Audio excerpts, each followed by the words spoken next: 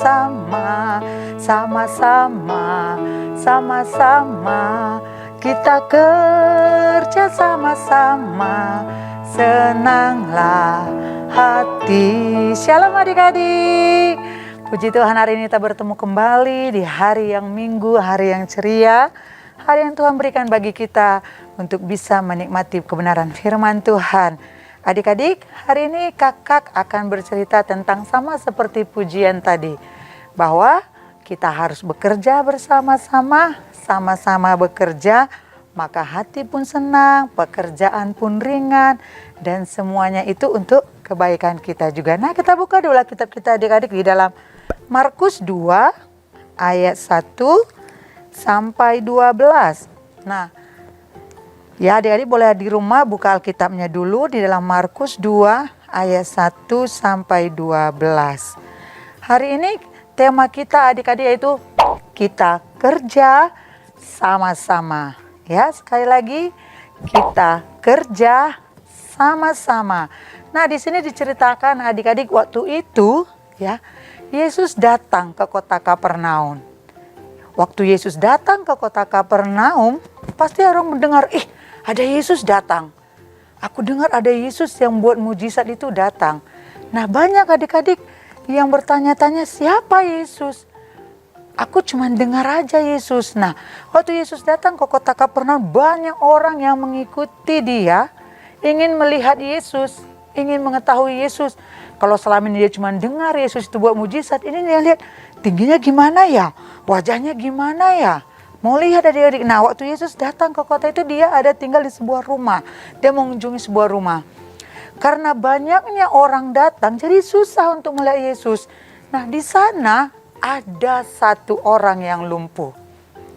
Adik-adik tahu, kalau orang lumpuh tidak bisa berjalan. Kalau orang yang lumpuh, jangankan untuk berjalan, berdiri saja susah. Jangankan untuk berdiri, bangun saja dari tempat tidurnya susah. Tapi dia punya keinginan yang sangat besar. Dia ingin jumpa dengan Tuhan Yesus. Dia ingin menjumpai Yesus, mengatakan, Tuhan tolong sembuhkan saya. Tapi gimana caranya? Nah, kalau berdiri saja tidak bisa, bangun saja tidak bisa, gimana mau jumpai Tuhan Yesus? Padahal banyak sekali orang yang sedang berbondong-bondong mau melihat Yesus. Coba adik-adik bayangkan, dia punya keinginan yang besar tapi tidak tahu caranya. Tapi firman Tuhan katakan adik-adik, ada 4 orang. Ya, ada 4 orang yang datang menolong orang yang lumpuh itu. Lihat, 4 orang ini adik-adik, dia tidak egois, ya. Dia tidak mementingkan dirinya, biarin kamu, aku nggak peduli kamu, aku mau lihat Tuhan Yesus saja dulu. Tapi yang 4 orang ini, dia datang adik-adik, mereka mengangkat orang lumpuh itu, ya. Mereka angkat orang lumpuh itu, mereka bawa kepada Yesus. Adik-adik tahu, apakah mudah membawa orang lumpuh itu kepada Yesus? Sulit. Di mana sulitnya? Iya, karena ada banyak orang yang sedang antri, desak-desakan untuk melihat Yesus. Nah, sedangkan mereka sedang menggotong.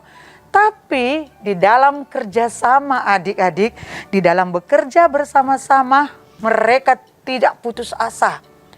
Mereka tidak patah semangat. Malah mereka punya ide. Punya ide gini. Tuing, ada apa ya? Gimana ya? Supaya teman yang lumpuh ini bisa jumpa Yesus yang di dalam rumah itu. Gimana ya? Nah, mereka dapat ide adik-adik. Apa idenya? Alkitab katakan mereka naik ke atap rumah. Adik-adik tahu atap rumah? Atap itu tinggi. Mereka naik ke atas, apa yang mereka lakukan? Mereka bongkar atap rumah itu, dibuka atap rumah itu adik-adik. Mereka buka, setelah terbuka, mereka angkat orang lumpuh itu. 4 orang ini, mereka bekerja sama mengangkat orang lumpuh, mereka naikkan ke atas. Sampai di atas, Walaupun capek ya, angkat dari bawah naikkan ke atas. Sampai di atas adik-adik, mereka turunkan. Iya, mereka turunkan tepat di bawah Tuhan Yesus. Nah, waktu Yesus lihat, wah, ada yang turun dari atap. Yesus bilang apa? Yesus bilang, "Hei, ngapain kamu di atap? Ngapain kamu di situ?" Apa Yesus bilang begitu? Tidak adik-adik. Yesus bilang begini, "Dosamu sudah diampuni." Tuhan Yesus bilang, "Dosamu sudah diampuni." Apa cuman itu? Padahal orang lumpuh bilang, "Aku mau Yesus sembuhkan aku." Nah, tapi Yesus tahu apa yang ada di hati orang lumpuh itu. Yesus tahu apa yang ada di hati 4 temannya yang sudah membantu orang lumpuh itu. Yesus bilang apa? "Bangunlah, angkat tilammu, pergilah pulang, kamu sudah sembuh." Nah, orang lumpuh itu dia bangun, dia berdiri, dia angkat tilamnya, dia bilang, "Terima kasih Tuhan sudah sembuh." Yesus menyembuhkannya. Nah adik-adik, di dalam Markus 2 ini, kalau adik-adik baca ayat 1-12, pelajaran apa yang kita dapat? Temanya tadi apa? Kita bekerja bersama-sama. Seandainya orang lumpuh ini adik-adik tidak ada yang menolong, mungkin seumur hidup dia tetap lumpuh. Mungkin seumur hidup dia tetap menderita. Tetapi ketika ada 4 orang yang dia buang egoisnya, yang dia singkirkan dulu kepentingan pribadinya, tapi dia punya pemikiran, ayo sama-sama kita tolong orang yang lumpuh ini. Kita bawa dia kepada Yesus supaya dia bisa disembuhkan. Apa yang terjadi? Ada kemenangan. Nah, di sini kita belajar adik-adik, supaya kita hidup itu saling bekerja sama. Tuhan ciptakan kita tidak sendirian. Tuhan ciptakan kita agar kita bisa berinteraksi dengan orang lain. Tuhan ciptakan kita agar kita bisa saling tolong-menolong dengan orang lain. Tuhan gak ciptakan kita jadi manusia egois. Kakak butuh orang lain. Adik-adik juga semua butuh orang lain. Semua kita ini butuh orang lain. Jadi adik-adik, Tuhan ajarkan kita untuk saling bekerja bersama-sama. Untuk tidak hidup egois. Untuk tidak hidup mementingkan diri sendiri. Contohnya, adik-adik kan masih sekolah daring nih ya. Masih online.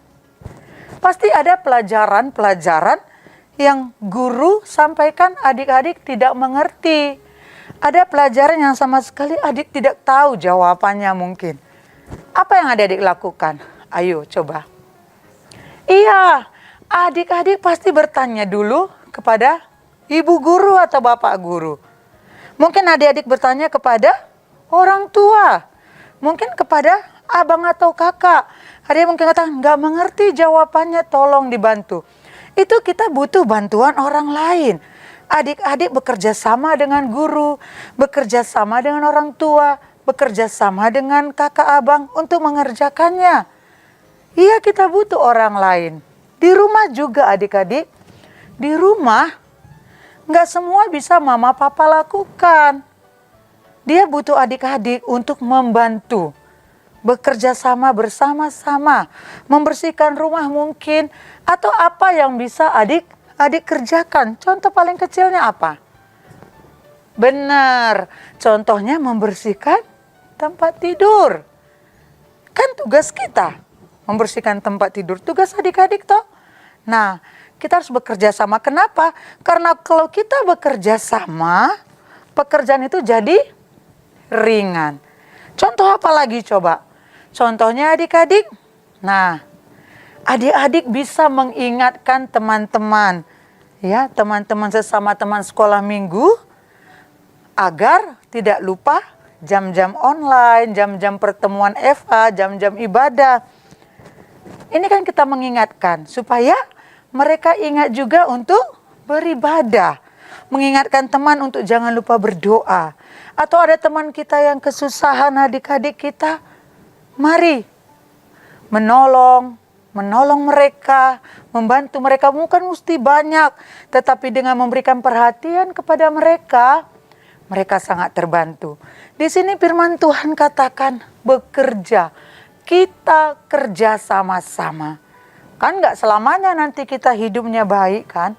Gak selamanya hidup kita baik-baik saja. Kadang kita juga perlu bantuan orang lain. Kita gak bisa hidup sendiri adik-adik. Tapi di sini Tuhan ajarkan kita adik-adik agar kita hidup bekerja bersama. Kita ini makhluk sosial, ya. Kita perlu orang lain. Kakak perlu orang lain, adik-adik perlu orang lain, mama papa perlu orang lain, semua perlu orang lain. Jadi kita diajarkan untuk hidup saling tolong menolong. Kita diajarkan untuk hidup bekerja sama. Lakukan apa yang bisa kita lakukan. Lakukan dengan sungguh-sungguh tanpa bersungut-sungut adik-adik. Nggak boleh egois, sama seperti orang lumpuh tadi. Coba, kalau yang 4 orang itu egois, udah biar kamu situ urus diri sendiri. Apa yang terjadi? Siapa yang tolong? Tapi karena 4 orang itu dia sadar, dia perlu orang lain, dia butuh orang lain, dia juga ingin menolong orang lain. Mereka sama-sama bekerja mengangkat orang lumpuh itu sampai membawanya ke atap. Nah, lihat usahanya, lihat kerja keras mereka. Nggak tanggung-tanggung mereka bawa sampai ke atap. Supaya orang lumpuh itu bisa bertemu dengan Tuhan. Nah, adik-adik kita belajar di sini ya, bahwa kita ini butuh orang lain. Ayo, siapa yang selama ini merasa paling kuat, merasa paling hebat, merasa tidak perlu orang lain? Ayo koreksi diri kita, bahwa kita ini butuh orang lain. Kita ini nggak bisa hidup sendiri, terutama kita butuh Tuhan. Kita butuh Tuhan adik-adik. Setiap saat kita harus berdoa, Tuhan aku butuh Tuhan. Setiap hari aku butuh Tuhan. Aku gak bisa hidup sendiri Tuhan. Aku mau Tuhan yang Tuhan yang menguasai hidupku, menuntun langkahku, mengajari aku. Nah, jadi firman Tuhan adik-adik katakan, hiduplah saling tolong-menolong, bekerja bersama-sama, jangan egois. Karena sebagai anak Tuhan, disinilah kita tunjukkan kasih kita kepada orang lain. Kita tunjukkan perbuatan kita kepada orang lain. Apa yang sudah kita dengar dari kebenaran firman Tuhan ini? Apa teladan Yesus yang sudah kita dengar? Mari kita lakukan agar hidup kita semuanya adik-adik menjadi berkat. Nah, sekarang kita buka ayat hafalannya ya. Di dalam Galatia 6. Ayo buka kitabnya adik-adik. Galatia 6 ayat 2. Kakak baca ya. Galatia 6 ayat 2. Bertolong-tolonganlah menanggung bebanmu. Demikianlah kamu memenuhi hukum Kristus. Sekali lagi kakak baca ya. Bertolong-tolonganlah menanggung bebanmu. Demikianlah kamu memenuhi hukum Kristus. Adik-adik hafal ini dan terapkan ini di dalam kehidupan sehari-hari. Demikian firman Tuhan hari ini adik-adik. Biarlah firman Tuhan ini jangan cuma didengar tapi dilakukan dalam kehidupan sehari-hari. Ketika kita melakukan firman Tuhan, Tuhan Yesus lihat, Tuhan Yesus senang, dan Tuhan Yesus memberkati adik-adik. Mari kita berdoa adik-adik. Terima kasih Tuhan buat firman-Mu yang sudah kami dengarkan pada saat pagi hari ini. Biarlah kebenaran firman-Mu yang sudah kami dengarkan ini, Engkau mengajari kami untuk hidup saling bertolong-tolongan, hidup saling bekerja sama dan sama-sama bekerja. Tuhan taruh di hati kami, taruh di hati adik-adik sekolah minggu, agar mereka mempunyai kesadaran sendiri untuk bisa menolong orang lain Tuhan. Taruh di hati adik-adik kami rasa yang penuh dengan belas kasihan, agar mereka bisa menolong teman-teman mereka. Berkati Tuhan firman-Mu yang sudah kami dengar. Biarlah hidup kami boleh berdampak Tuhan. Kami boleh menjadi berkat. Ketika kami mendengar firman Tuhan, kami belajar melakukan firman Tuhan. Bahwa Tuhan Yesus mengajari kami tidak boleh egois. Kami tidak boleh mementingkan diri kami sendiri. Tapi kami mau menjadi berkat dengan saling bekerja sama dan sama-sama bekerja untuk orang lain atau untuk siapa saja Tuhan Yesus. Terima kasih Tuhan. Berkati adik-adik yang sudah mendengarkan firman ini. Berkati mereka, pendidikan mereka Tuhan berkati. Berikan kesehatan, kekuatan. Dan kami percaya masa depan mereka ada dalam tangan Tuhan. Firman yang disampaikan tidak akan berlalu begitu saja Tuhan. Engkau tanamkan di hati adik-adik kami menjadi rema. Bahkan pengertian yang baru Engkau berikan bagi adik-adik kami. Terpujilah namamu Tuhan. Diberkatilah Tuhan, diberkatilah firman Tuhan. Di dalam nama Yesus kami berdoa. Nah adik-adik, sebelum kita tutup acara firman, kebenaran firman ini, mari sama-sama angkat tanganmu ke atas. Kita akan menerima berkat daripada Tuhan. Terimalah berkat dari Bapa Surgawi, kecintaan daripada Roh Kudus, persekutuan yang indah dengan Tuhan tetap menyertai adik-adik mulai hari ini sampai Maranatha. Tuhan Yesus datang kembali. Terpujilah nama Tuhan. Mari bersama-sama dengan kakak kita katakan sama-sama, amin. Terima kasih adik-adik. Ingat ya, jangan lupa untuk melakukan firman Tuhan hari ini dan seterusnya. Mari saling bekerja sama, saling bertolong-tolongan. Tetap jaga kesehatan sesuai protokol kesehatan. Pakai masker, ya, jaga jarak. Jangan keluar kalau tidak perlu. Tuhan Yesus memberkati. Sampai bertemu adik-adik. Shalom.